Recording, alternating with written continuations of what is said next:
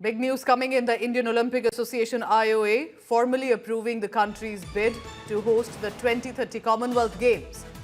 During the special general meeting that has happened, so the IOA has formally approved the country's bid.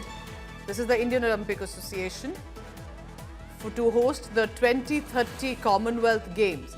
There was a special meeting that was organized as well, so that is what has happened.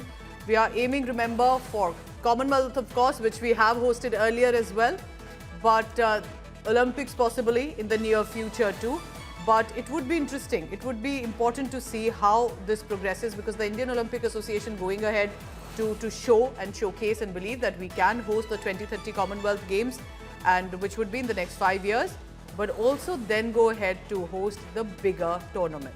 So it's India's bid for CWG 2030 that is coming in. We'll try and get you more details on what this means, and especially all eyes will be, there's one city that we are aiming for here. Are we aiming for one city, multiple cities? What will happen there? Because let's also be real, the last time Commonwealth Games happened, it was this huge tournament that we had looked at and praised, but also there were a lot of charges of malpractice, corruption that had come in here. My colleague Nitin Srivastav joining me for the latest on that. Nitin, I'm curious to know, how is the procedure going to go ahead, one?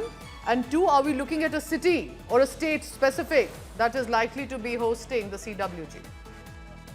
Well, the first and foremost thing that India is now going to host Commonwealth Games again, in today's AGM, which was organized by Indian Olympic Association, they have approved it formally that India is ready to host once again the prestigious Commonwealth Games in the year of 2030. And secondly, you asked me, the targeted cities.